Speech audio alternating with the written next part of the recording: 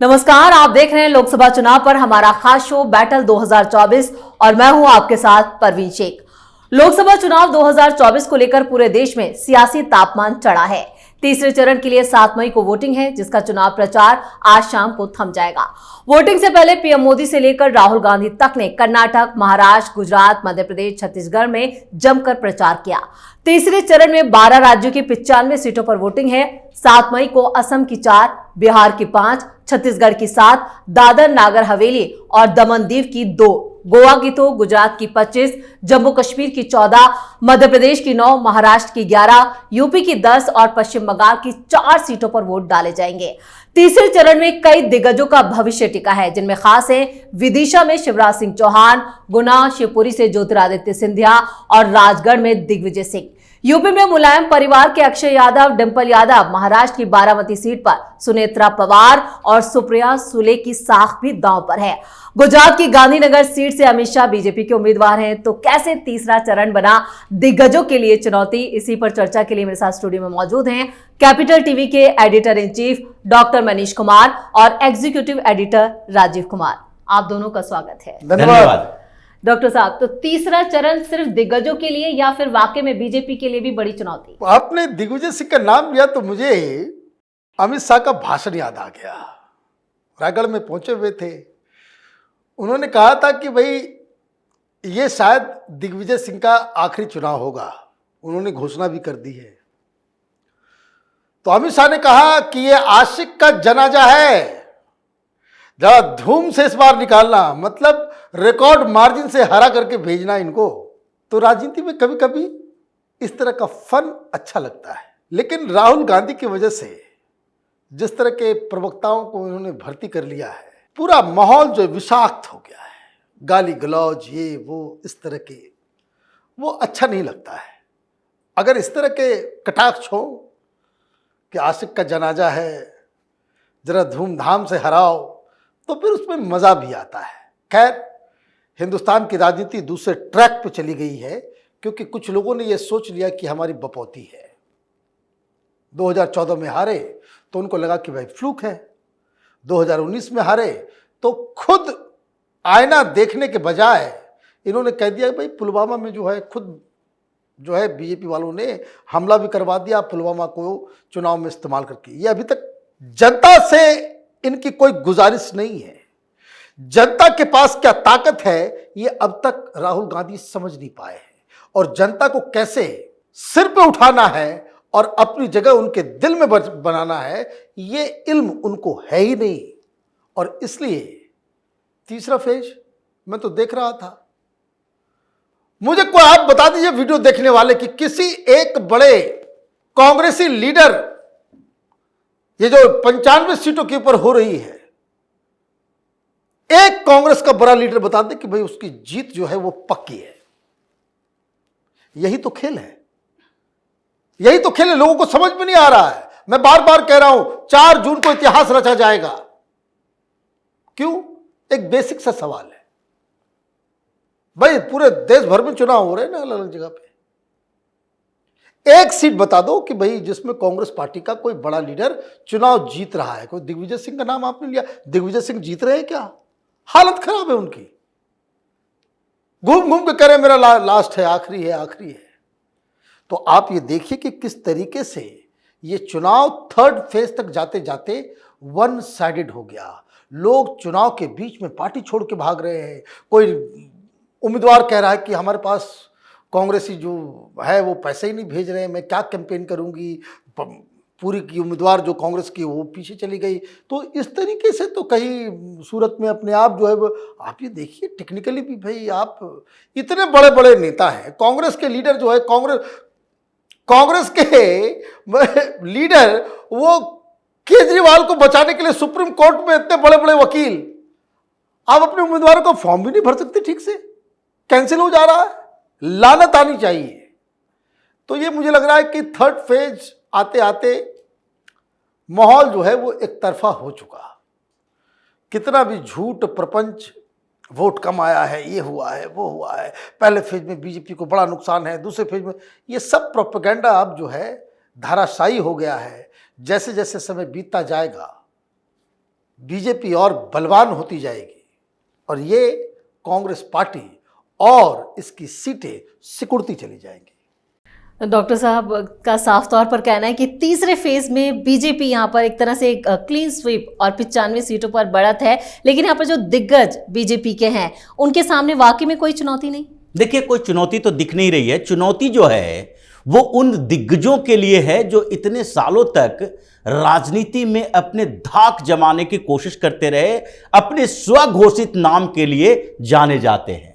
जैसे अगर चुनौती की बात करते हैं ज्योतिरादित्य सिंधिया के लिए, तो कौन सी चुनौती हो सकती है? उन्हें साबित करना था कि भारतीय जनता पार्टी में आने के बाद क्या ग्वालियर क्षेत्र में उनकी साख बची हुई है, और उन्होंने साबित करके विधानसभा चुनाव में दिखा दिया। मध्य प्रदेश में भारतीय जनता पार्टी रिकॉर्ड सीटें लाई। ये ज्योतिरादित्य सिंधिया का भी करिश्मा था कि एक क्षेत्र को उन्होंने संभाल के रखा और ये दिखा दिया कि कांग्रेस में रहते हुए जितने लोग हमारे साथ नहीं थे, क्योंकि वो बेमन से कांग्रेस का सपोर्ट करते थे, हमारे कारण जुड़े हुए थे, भारतीय जनता पार्टी में आते ही वो इकट्ठा होकर, एकजुट होकर हमारे साथ आए। अब ज्योतिरादित्य सिंधिया के सामने क्या चुनौती हो सकती है? चुनौती अगर शिवराज सिंह चौहान की कहेंगे तो उन्होंने पिछले विधानसभा में साबित कर दिया है कि उनकी चुनौती मध्य प्रदेश के लिए तो हो ही नहीं सकती है। चुनौती जो है मध्य प्रदेश के अंदर वो छिंदवाड़ा में है।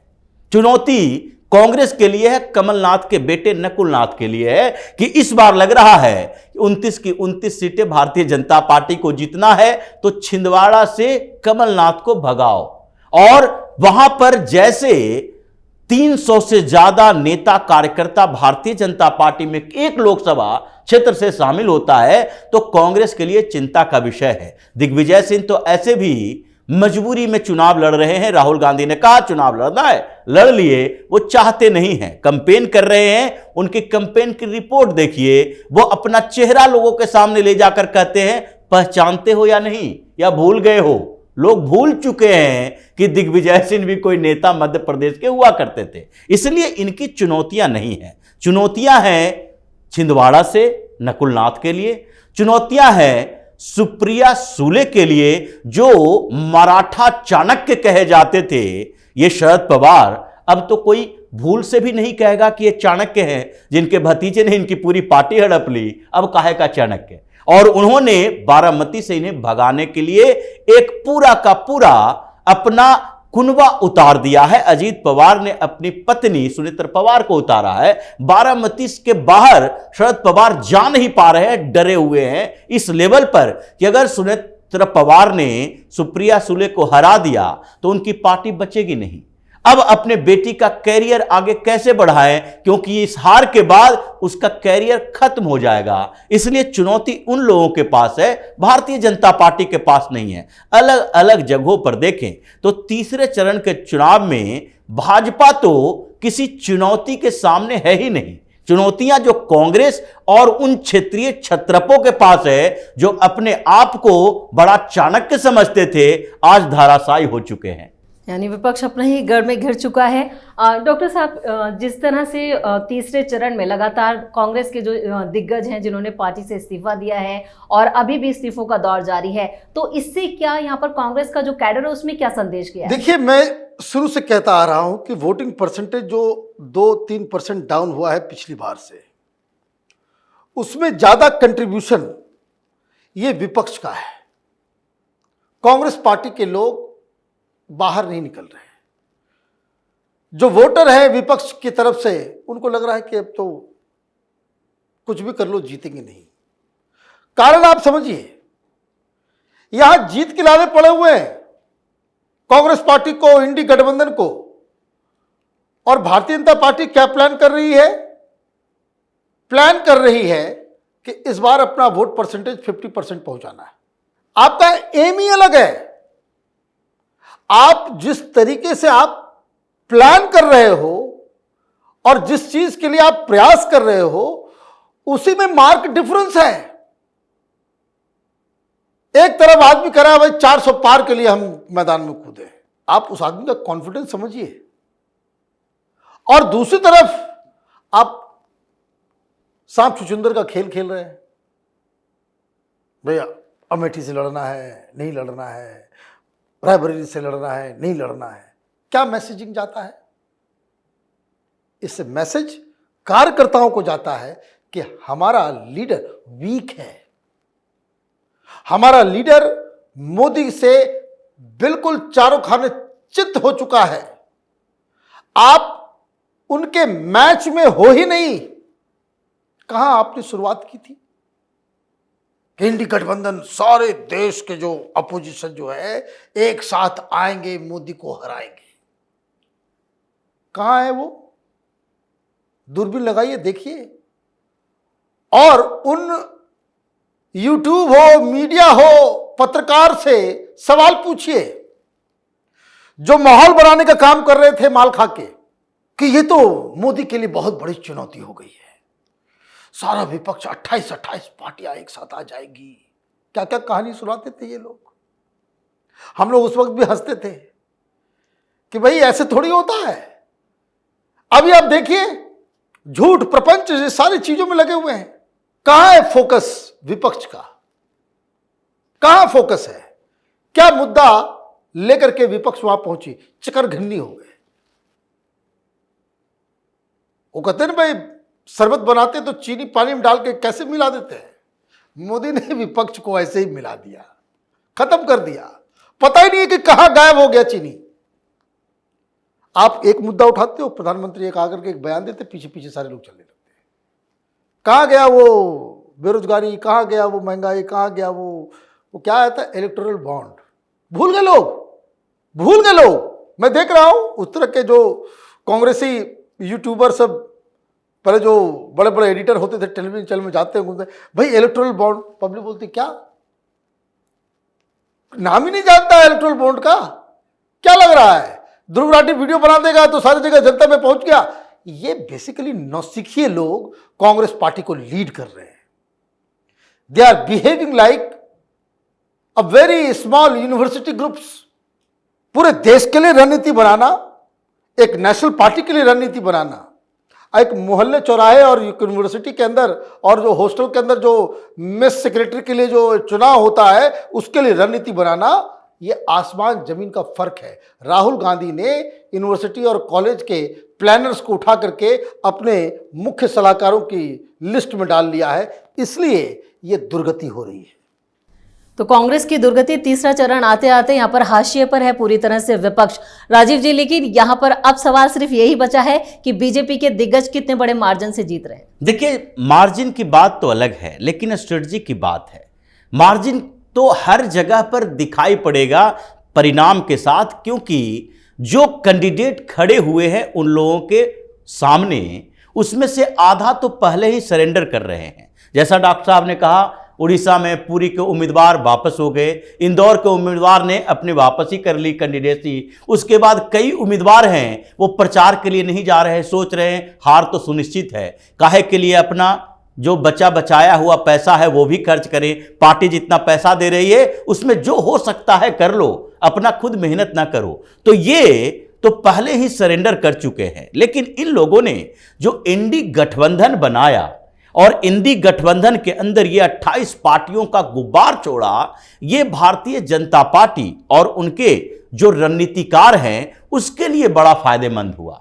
पहले आपने ऐसा हवा खड़ा कर दिया कि भारतीय जनता पार्टी ने 1-to-1 मार्किंग करना शुरू कर दिया और इन लोगों को उन्हीं के किले में ऐसा घेरा कि आज उत्तर प्रदेश में अखिलेश यादव और डिंपल यादव, ये धर्मेंद्र यादव, अक्षय यादव की बात नहीं है। ये अखिलेश यादव ये सोचते भी नहीं है कि धर्मेंद्र यादव जीतेगा कि नहीं, अक्षय यादव जीतेगा कि नहीं, तेज प्रताप यादव को टिकट दें या नहीं। वो अपने दोनों मियां बीबी सोच रहे हैं कि हम कैसे जीतेंगे, उसी क्षेत्र में सिमटे हुए हैं। उत्तर प्रदेश में भी पूरी तरह से चुनाव नहीं प्रचार कर रहे, तो कांग्रेस के लिए क्या प्रचार करेंगे। महाराष्ट्र में सुप्रिया सुले के खिलाफ सुनेत्र पवार को खड़ा कर दिया गया, शरद पवार वहीं सिमट के रह गए हैं। अब अपने अपने बच्चों को खुद खड़ा करवाओगे और मोदी शाह की रणनीति ने उन जगहों पर ऐसे उम्मीदवार खड़ा किए कि उसके बाद इन लोगों को लगने लगा कि अपने परिवार को बचाओ, राजनीति बाद में और कर लेंगे, और उसके बाद ये एकजुट नहीं हो पाए। अभी तक इंडी अलायंस की कितनी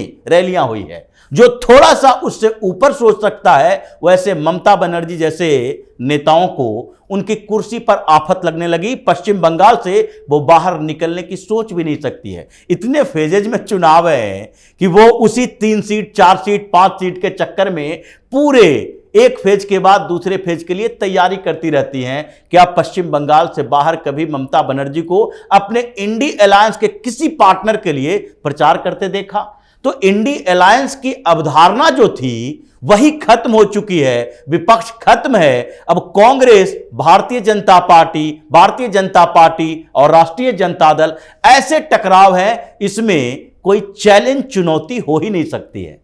चलिए, तीसरे चरण की 95 सीटों पर इस सटीक विश्लेषण के लिए आप दोनों का बहुत बहुत धन्यवाद। तो तीसरे चरण में स्टार दिग्गजों की भरमार है। वहीं कर्नाटक की 14 सीटें भी काफी अहम है। कर्नाटक में पूर्व मुख्यमंत्री बसवराज बोम्मई हावेरी से और बीएस येदियुरप्पा के बेटे बीवाई राघवेंद्र शिवमोगा से चुनावी मैदान में है। धारवाड़ में केंद्रीय मंत्री प्रहलाद जोशी और बेलगाम में जगदीश शेट्टार की प्रतिष्ठा भी दांव पर लगी है।